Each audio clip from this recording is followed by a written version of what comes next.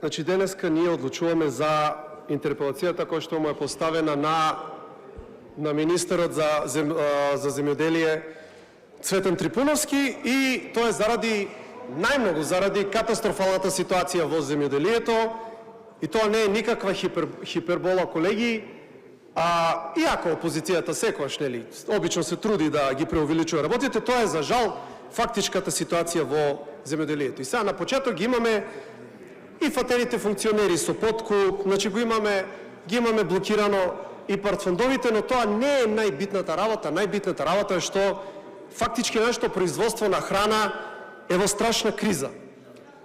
Има една изјава од министерот која што јас ќе искористам, тогаш не беше министер, која што тоа даде пред граѓаните, пред земјоделците во Чешиново, Облешево. Значи тоа е од изборната единица од која што ја доаѓам, од изборна единица 3, значи Кочанско-Виничкиот регион, Оризо производителскиот регион. Да се сумираат трите најбитни работи од тој говор на Цветан Трипуновски, кој што тогаш не беше министер. Прво тврдеше дека 40% од оризовата арпа не била откупена тогаш. Тврдеше дека 60% имаме пат на производството на стока во сточниот фонд. Значи тоа е сточен фонд пред колапс практично, и тврдеше дека има многу неисплатени и дури намалени субвенции на земјоделците. Сега, што добија граѓаните на тој регион, а и општо на цела држава со гласот кој го дадоа 24-та за ВМРО ДПМН, ќе почнеме од почеток. Во моментот, податоци кои што имаме за крајот на јануари 2026, само 5% имавте откуп на оризова арпа. 95% од оризовата арпа не беше откупена. Бидејќи нема јавни податци, претпоставам дека работата е дека таа цифра не ви одговара. При разговор со земјоделците, мене ми рекоа дека нивна груба проценка е дека отприлика од 50% од оризовата арпа е продадена, и тоа по мали цени, буквално ги цитираме, вика 20 денари ако ти дадат за килограм арпа ќе си среќен.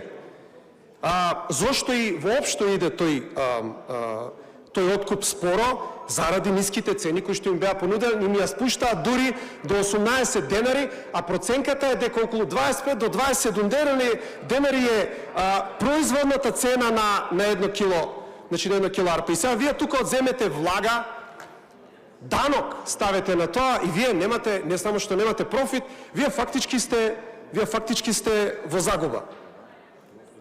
Реална цена треба да име минимум 35 до 40 денари, ако не и 45 денари, за да имаме развојно производство на ориз, но за жал тоа мислам дека нема да го имаме.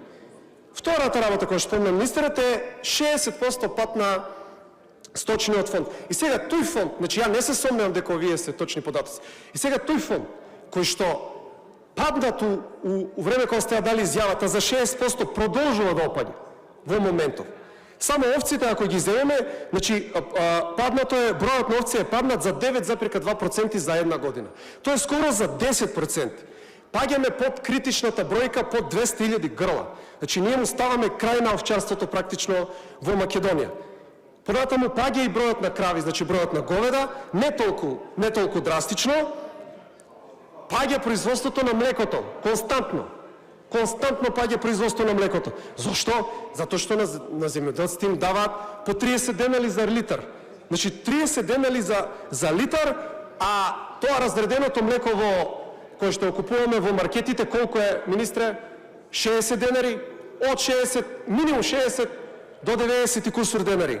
И многу е интересно како, ја би сакала ако ми земете реплика, тоа да го објасните тука пред македонскиот земјоделец, значи на оваа говорница, баш ме интересира како е тоа можно ние, кога светското општество е еден вид во перманентна криза, значи од 2020 година, почнувајќи од ковид кризата па навака, па имаме криза во руско-украинската војна, па имаме сега војна во Ирак и така натаму, значи имаме економска криза, имаме недостаток на храна, имаме нарушување на синџирите на снабдување, цената расте, имаме недостаток на храна, цената на продажното млеко во маркетите расте, а на откупот на земјоделците се намалува. И тоа е сирово млеко. Не знам со кој со каква формула го разредуваат од едно литро, колку литра се добива тоа млеко кое што го добиваме фактички во маркетите. Како е тоа возможно кога имаш недостаток на некој ресурс и малопродажната цена да расте, а откупната цена никако да порасне, барем да надмине некоја си пристојна граница, еве да имаат и земјоделците малку за живот. И третата најбитна поента која што вие ја кажавте во тој говор, кога најбрутално ги излажавте земјоделците од Шишиново Облешево, дека касно неисплатени и задоцнати, значи и намалени субвенции. Во моментов, вие им должите на македонските земјоделци 70 милиони евра. Во моментов, 70 милиони евра неисплатени субвенции. Ако сме кај намалени субвенции од минатата година за оваа, планираните средства за оваа година се за 40 милиони евра помалку. За фантастични 40 милиони евра помалку. Значи, таа ситуација која што сте ја затекнале, за 2 години ја унапредивте и надградивте. Очигледно. Само 2 примери се доволни. За по грло говедо намалувате од 12.000 на 8.000, за тутун од 100 денари на 80 денари и така натаму и така натаму. Кој ви е методот? Ги зголемувате праговите и критериумите. Пример.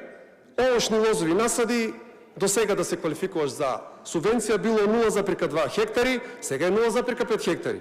Понатаму за жито, житни насади качувате на 0,7 хектари. Сточарство, минимум за субвенции сега се 3 крави, 30 кози, 30 пчелни семејства да имаш. Со 29 пчелни семејства, со 29 кози, сега тоа семејство нема да добие субвенции. Зошто? Одговорот е, јас ќе оставам во наводници, да се поддржат, вика, поголемите земјоделски стопанства. И ние ќе се вратиме на оваа реченица. Значи, што всушност, кој ќе биде нето ефектот од овие ваши потези?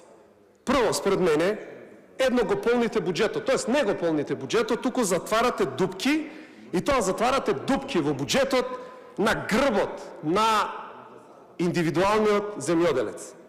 2 години сте на власт, ја не знам колку милиарди евра се задолжите и вие и 2 години, после не знам колку милиарди евра кредити, вие не знаете, не можете да го, очигледно, не сте способни да го менаџирате македонскиот буџет. И сега теретот, дел од теретот, затоа што кратите на сите страни, кратите и кај студентите, кратите во здравство, кратите образование, значи кратите сите социјални ставки ги кратите и дополнително тука кај земјоделците, делот, товарот да се излезе од таа криза што вие не можете едноставно да го изменаџирате македонскиот буџет, сега го префрлувате на грбот на индивидуалниот земјоделец.